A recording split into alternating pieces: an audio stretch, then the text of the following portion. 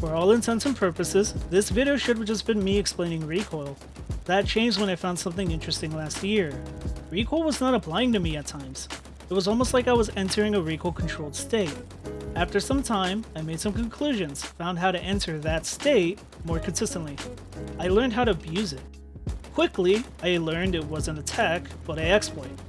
Higher pulling rate accessories were exploiting recoil in Halo Infinite. The first discovery I found was moving your screen mitigates recoil. What you are seeing here is me running a script to remove human error. This script is when a hotkey is pressed, it will fire the gun after adding a right look input. There is no downwards input being applied at all. If you look, the recoil remains controlled, but it's still kicking higher than the middle of your screen. This means that if you are moving your screen before firing, you remove most of the vertical recoil from your gun. Let's use the same principle but looking down. If you move your screen down as if you controlled recoil before you started firing, and you started a fire, you now have just learned how to exploit the recoil system in Infinite. But why does this work? And how does this apply to pulling rate? This is where I ran into the big issue that to some may seem minor, but to me it's a red flag. It's the reason why I've sat on this exploit since last year. The biggest issue with researching this topic wasn't recoil or systems. It was actually personal bias. I wanted to eliminate the possibility that this technique was just something I alone was feeling. I started looking for others' opinions. Here is who those others are. That Ninja Cupcake, a controller player. Gosei Samurai, a controller player. Outcasted, a controller player. Who's Ricer, a controller player. Orson Lutz, a mouse player. Tyra Snipes, a mouse player. B-Byte, a mouse player. And Ghost 10101, a mouse player. If any of you are watching this, thank you very much for dealing with all of my questions. All these players were given various amounts of information, but some were told everything, others were not. All of them would play the game with the information I gave them, and for a month, I would ask them questions on the weekends. The results were as I feared. I was missing something.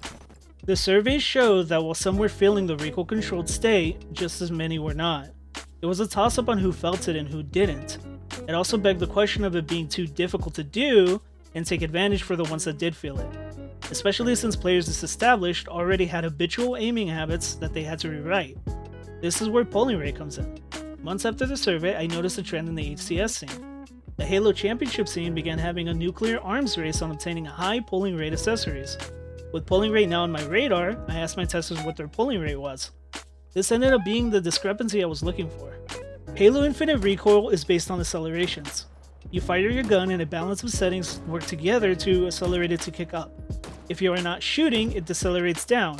It tries to go back to the center of your screen, even in between shots. Higher pulling rates are spamming recoil more than lower pulling rates. It's causing you to accidentally enter the recoil controlled state more often and lowering how hard it is to do. It does this by getting your reticle stuck closer to the middle of your screen.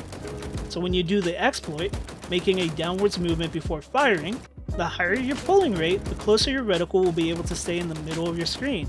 This will effectively take advantage of the system of recoil that tries to decelerate you back to the middle of your screen, effectively making you bypass recoil. The only thing preventing this from turning all higher pulling rate players from being laser beams in the game is a setting called View Kick Shot Fire to max out multiplier function.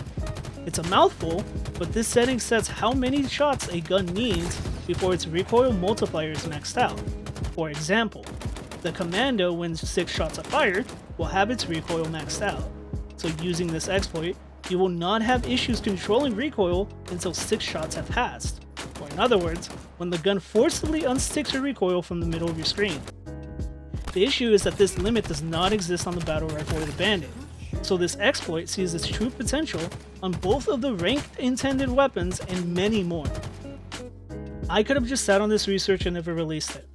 That was actually the plan. I didn't feel like I had enough proof to confidently make this public. That has changed. Even so, I'm not infallible. I hope 343 come out and tell me that I messed up here. This research has been cooking for a long time, and while I try to find everything I could on it, I could still miss something.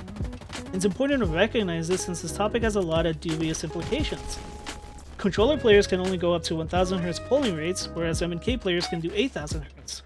Or that while in LANs that use Xboxes, all mouse players are restricted to 250 Hz, while some new controllers on Xbox can hit 1000 Hz on the console. yeah, I found that the benefit of this exploit is having diminishing returns, it's still an advantage at the end of the day. Any little advantage on someone can win you a gunfight or two in high-level Halo. So my hope in letting this information out is that even if I'm wrong, it opens up wider discussion about the hardware used in tournaments for Halo, and of course, show you guys a reason to care for Recoil in Infinite, no matter how weak it is in Halo. It is a weapon system that is always ignored, when it really shouldn't be. I truly think it's a big reason for lots of players having consistency issues in their matches. Either way, well, this is a short one, it's been implied, and I'll see you next time.